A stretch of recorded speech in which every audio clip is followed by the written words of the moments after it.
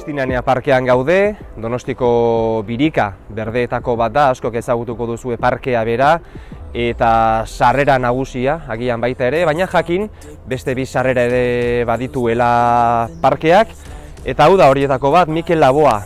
pasabidea 2009 urtean inauguratu zuten, ireki zuten, eta Loiolako Erriberak auzoa erdialdearekin lotzeko balio du.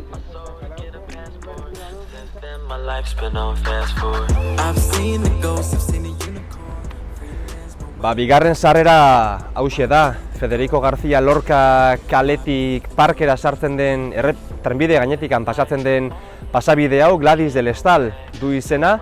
eta ezagutzen ez duzuenentzat, egian bizi zen neska gazte bat zen,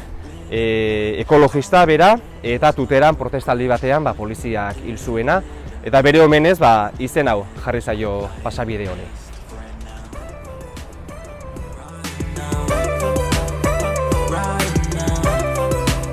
Azkenik, hirugarren sarrera hau, sarrera nagusia, agian gehienok ezagutuko duzuena, hemendik, egia auzotik sartzen dena, Tabakalera ondoan, hemen parkeko guardaren etxetxoa, atzean aurrentzako parkea, beraz badakizue, gurera etortzeko, 3 sarrera dituzue.